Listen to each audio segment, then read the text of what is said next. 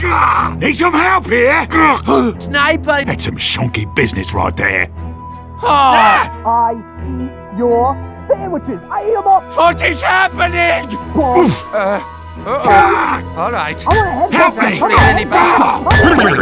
It's too much! Oh, what's up? Well, I don't want kids. A few days ago, I went and saw Alien Romulus at the cinema for my birthday, and I thought I'd make a review on it because it has left a profound effect on me, in more ways than one.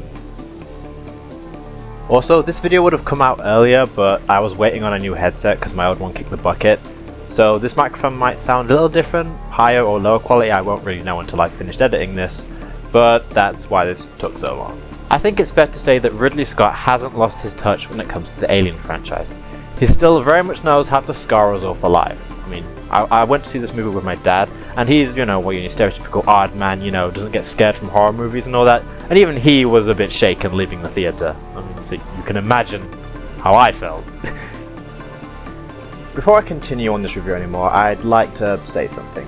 Cinema is not dead. Sure, streaming services have the advantages being able to watch films and TV at home, etc., and not have to go to the cinema, but I feel like the cinema experience just brings something special to films, especially certain films like this one. Watching this film on the big screen definitely had its advantages and enhanced the overall experience, especially when it came to the sound design. The immense thunder of the engines in the big screen, especially since I was sitting further forward compared to other people, made it feel like I was almost in the film. And when the film ended, I kind of had to remind myself that I don't go back home to a Weyland-Yutani shithole colony. I, as a matter of fact, go back to the suburbs. Because of course I do. Come back with me. To the suburbs. No!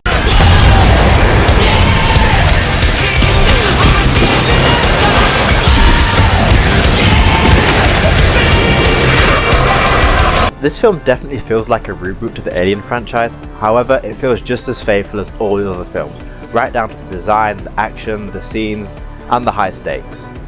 I also love that they're still keeping this whole retro-futurism look when it comes to all the technology in the Alien universe. For example, not using that many touchscreens, you know, button-based, analog-looking computers like the old CRT screens, which honestly makes sense in space. If you're in space and using a touchscreen and it breaks, you're kind of screwed. You kind of do need something you can easily repair, like a button. Touchscreens might look futuristic, but once they need repairing, you're gonna be in a lot of trouble. Cybertruck. I also love the characterization in this movie, particularly the relationship between Rain and Andy. It almost kind of gave off a Of Mice and Men sort of vibe of how Andy was in the first few acts of the film. It was also interesting to see how Andy changed when he got his little upgrade thingy on the station. Gone was the sort of not all there, happy-go-lucky pun dispenser that we all know and love, and all of a sudden this corporate juggernaut just comes out of nowhere and takes charge of the entire situation, and everyone has no choice but to go along with it because now he holds all the cards and he has the air of sarcasm to go with it.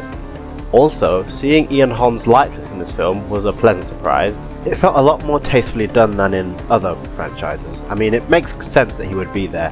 In the original he played Ash, who's a type of android, and there are multiple models of him, and same goes for Andy, same goes for David as well, so it makes sense that you're going to see multiple versions of this same person exist throughout all of the Weyland-Yutani colonies. It is a shame that the 120-A/2 model of android can't seem to catch a break. One way or another, they always seem to end up as a milky, disembodied mess on the floor. What a world, what a world.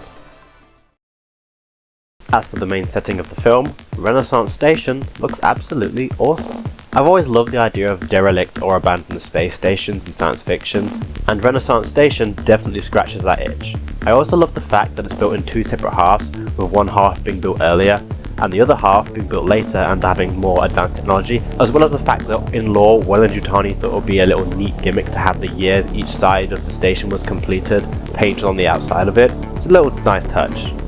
As for the interior, with the exception of the bits that aren't xenomorphed, it has a really nice, well not nice, but eerie, sterile look to it that leads into this whole derelict space station kind of thing. And it's obvious that something very wrong had happened here, and that something very wrong was being done here, because for some reason Wayland Yutani just cannot leave the Xenomorph alone. Like, I understand that they're a cool species and all, but with the amount of death and destruction they've caused, you'd think they just learn to stay very far away from this creature and not try to experiment on it in any way, lest it breaks out like it almost always does. One other thing I'd like to applaud in this film is the use of practical effects. I've always said that practical effects are really cool and they still very much have a place in cinema, and it's nice to see them being used in all the cutting edge ways they are now. For example, one of the ships in this movie was built using a massive scale model which was then scanned to create the CG version, and you can actually see this scale model and it looks really, really awesome. Also, as usual, you have your guy in the Xenomorph costume, love to see it. And with this film we have a new addition to the Xenomorph hybrid offshoot family. Dubbed the Offspring, this thing really freaked me out in the cinema. Like, this left me shaken. It was genuinely unnerving to see this in cinema. However, as I was being scarred for the next few weeks, I did notice something about his appearance, and I think a lot of other Alien fans, particularly ones who enjoyed the movie Prometheus, noticed this too. And this is no coincidence either. One of the directors even came out openly stating that they hoped that people picked up on this aspect of the creature. And that got me thinking, if they really wanted us to notice that aspect of the creature, then maybe they're taking the Alien franchise in the direction they were trying to take it with Prometheus when that came out. As in, maybe starting to move away from the Xenomorph just a little bit in favour of exploring things like the engineers, their origins, the whole mystifying nature of them and life and all that, which does make sense. There are only so many hybrids you can make of the Xenomorph before it will eventually start to get stale. I'm not saying it's getting stale now, but maybe in the future, like, I'd say they've maybe got like 2 or 3 more Alien movies in them where you can make a little offshoot before it starts to get a little bit dated. Alien Romulus genuinely feels, along with Aliens, like peak Alien. Peak as in being the best, not peak as in, oh, you peaked at high school, like the Deep or something.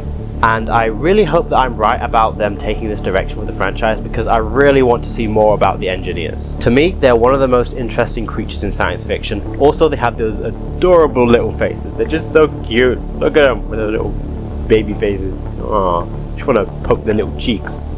Also, as I said at the start of this video, this creature thing, it's put me off kids, at least for a very long while. Like, that scene, it freaked me the heck out. Seeing Rain fight that thing, I was fearing for her. I was utterly terrified. But she handled it like a champ. And I'm really hoping that she's gonna kind of be the next Ripley now, because she's definitely earned it. And I really hope that Andy survives along with her, because it was a real shame that the good Bishop from Aliens sadly did not make it into Alien 3 in one piece. The only real slight gripe I have with this film is that in certain scenes I felt slightly disorientated when I was trying to figure out what perspective I was meant to be looking at the scene at. However, these scenes are very few and far between and don't detract from the overall viewing experience. Overall, I'd give Alien Romulus a solid 9 out of 10. And I would highly recommend you watch it, unless you're pregnant. Then wait till after you've had the kid, then watch it, because this may give you nightmares if you're currently in the process of having a child.